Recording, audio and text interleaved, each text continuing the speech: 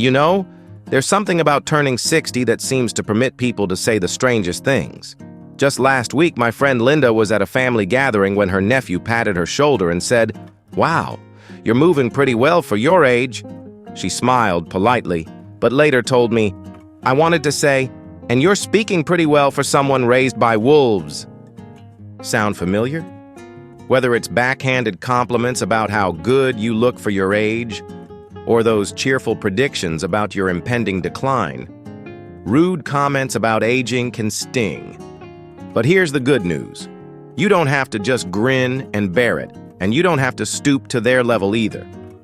In this video, we're going to explore 4 classy, effective ways to handle these awkward moments with grace, humor, and just the right amount of sass. These aren't comebacks that'll start family feuds. They're thoughtful responses that protect your dignity while often teaching the other person something valuable. Let's start with the most versatile tool in your arsenal. 1. The graceful redirect. This is your go-to when someone says something unintentionally insensitive. Instead of reacting to the comment, you gently shift the conversation. For example, when someone says, "You shouldn't be driving at your age," try, "You know, I just renewed my license and aced the vision test. Did you know many seniors drive safer than teenagers?"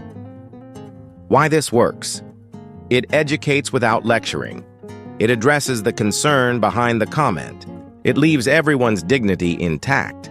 My neighbor Margaret, 72, uses this beautifully.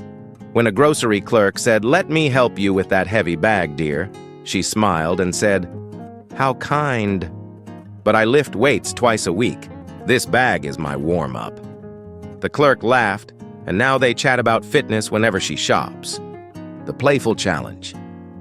When the comment comes with a smirk or seems deliberately patronizing, a light-hearted question can work wonders. For those, "You haven't died yet?"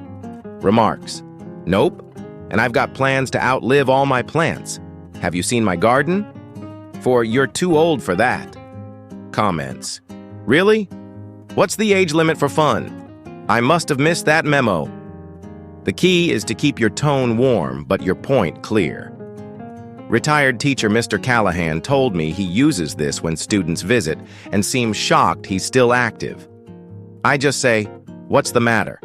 Didn't your history books tell you some of us survived the 1900s?" It always gets a laugh and changes the tone. 3. The thoughtful mirror. This powerful technique reflects the comment so the speaker hears how it sounds. When someone says, "Aren't you worried about breaking a hip?"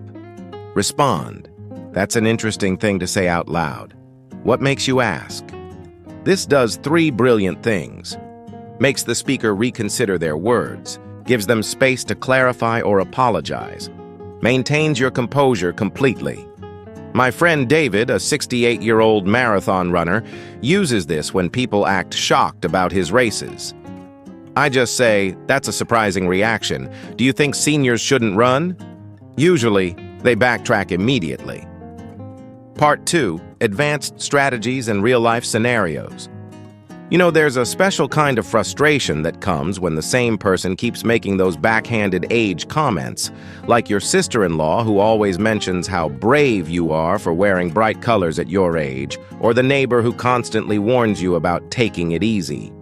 It's enough to make even the most patient person want to snap. But what if I told you there's a way to shut these comments down for good, without starting drama? That brings us to our most powerful strategy yet. 4. The perspective flip. This is your secret weapon for chronic offenders, the people who seem determined to remind you of your age at every turn.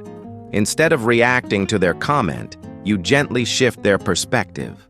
When someone says, "You're too old to be working," try, "Isn't it wonderful that we live in a time when people can contribute at any age? I find my experience makes me more valuable now." Or for those, "You shouldn't be traveling alone at your age," remarks, "You know, studies show seniors who stay active and independent live longer, healthier lives. I'm just following the science." Why this works?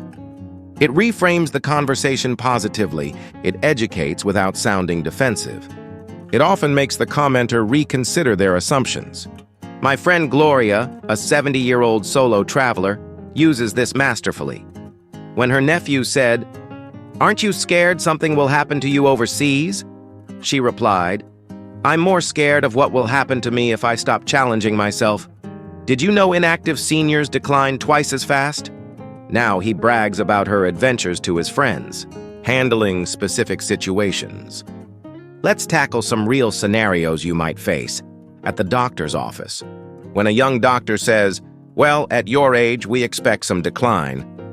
Try. "Actually, I'm more interested in what's possible than what's expected. How can we optimize my health?" Family gatherings. For those, don't you think it's time to downsize? Comments. "I think it's time we talk about something more interesting than my life choices. How's your job going?" Social media. Responding to "looking good for 65." "Thanks. I've discovered happiness has no age limit." Why these strategies matter. Every time you gracefully deflect an ageist comment, you're doing 3 important things: protecting your self-esteem, educating others, often without them realizing it, changing how society views aging, one conversation at a time. As my 80-year-old yoga student Harriet says, "I used to let those comments ruin my day. Now I see them as teaching moments. Last week my grandson told his friend, 'Don't say that. My grandma will school you on ageism.' Best compliment ever." Part 3. Mindset Mastery and Conclusion. You know, there's something my 85-year-old mentor Ruth told me that changed everything about how I view aging comments. The words only have power if you're secretly afraid they might be true. That hit me hard. Isn't that why some remarks sting more than others? When that cashier says "senior discount" before you've even asked, or when your adult child questions whether you should live alone anymore, it pricks at those quiet fears we all have about getting older. But here's the life-changing truth. You get to decide what aging means to you. And when you truly own that, something remarkable happens. Those comments lose their power to hurt you. Let me share how to get there. The Confidence Trio: 3 mindset shifts. Reframe old as seasoned. Every time someone implies you're too old for something, remember, you're not declining, you're distilled. Like a fine whiskey or vintage wine, the years have concentrated your best qualities. My friend Ed, a 78-year-old blues musician, puts it perfectly. When someone says I play great for my age, I say, "No, I play great because of my age. These hands have been practicing for decades." Develop your age pride. Start collecting evidence of what your years have given you. The wisdom to avoid pointless drama. The patience to truly listen. The stories that make people lean in. When my neighbor Irene hears, "You're how old?" she now smiles and says, "Every year is a badge of honor I've earned." Create your comeback toolkit. Keep these in your mental back pocket. For pity, don't feel sorry for me. I've earned every year. For nostalgia, the good old days? I'm too busy creating good new days. For limitations, I'm not declining.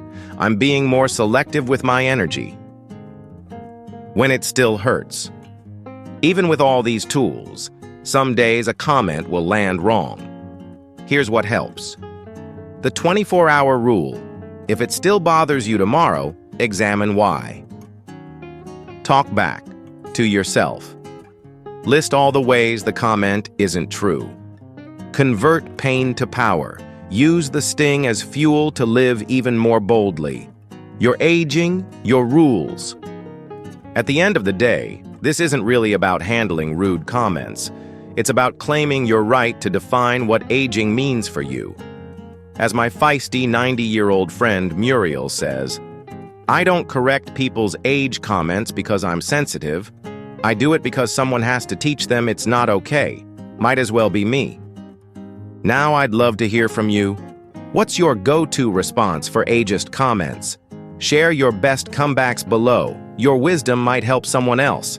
And if this resonated with you, pay it forward. Like this video and share it with someone who needs to hear this message today. Remember what Ruth taught me. The secret isn't just responding to rude comments. It's living so fully that the comments barely register.